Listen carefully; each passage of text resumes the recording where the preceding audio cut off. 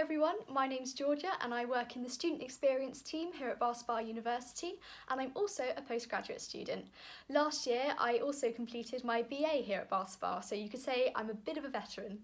I'm here today to help you decide what to do when applying to university. I've got 5 tips to hopefully make your life a little bit easier because, let's face it, there's so much choice out there and sometimes it's really hard to know what to do. So let's get into it. My first tip is choose what's right for you.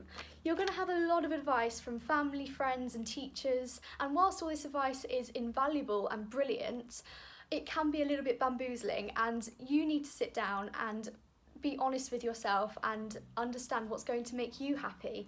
So, for instance, I know I wanted somewhere quite small and campus-based. I'm from the countryside, so when I visited a couple of big city universities, I was a bit overwhelmed, and it's totally fine to go to a smaller institution. Equally, if you're from a city and you love that sort of life, go for the bigger universities, go for somewhere with a bigger community that is going to help you thrive. You have to be where you can be your best self. Tip number 2. Slightly controversial one perhaps, but don't follow your friends.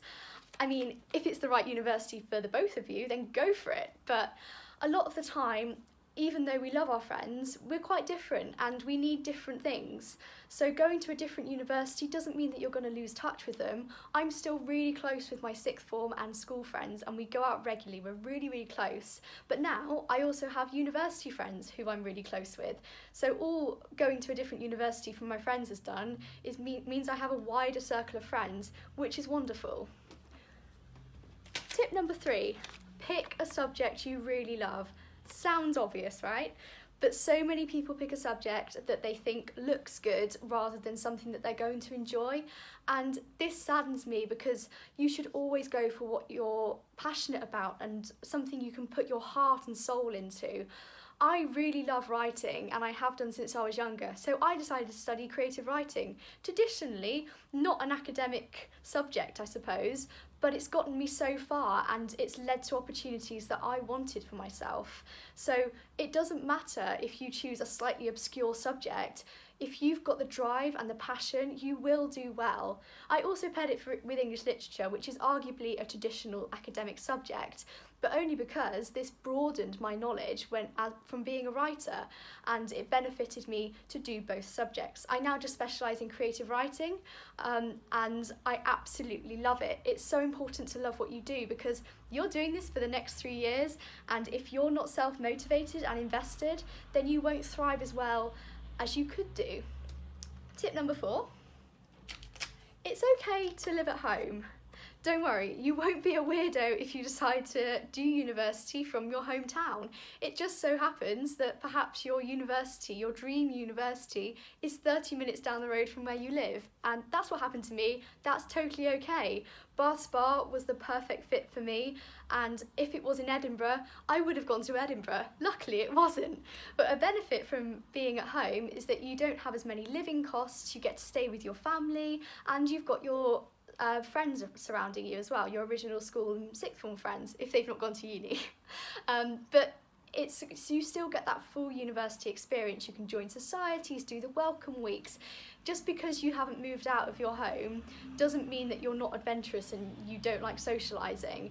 It's absolutely fine, and you can still have that university experience. Equally, if you want to move out, there are so many accommodation options.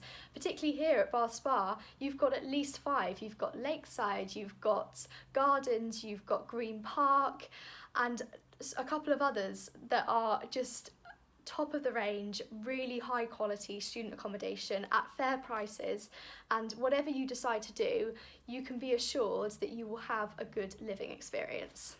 And finally, choose your reserves wisely. Yes, hopefully you will get into your first university of choice, but this doesn't always happen, and it's really important that the universities you put down on your form are the ones you actually want to go to. It would be awful if you put down your first choice, didn't quite get in, and then you ended up going somewhere that you hadn't visited or you didn't know anything about, and then you get there and it's just not the institution for you. So make sure you make an informed choice, visit as many universities as you can or do it virtually, and make the right decision for you. I really hope that that video helped you with my 5 tips, and I want to wish you all the very best in applying for university, whichever institution you choose. Bye!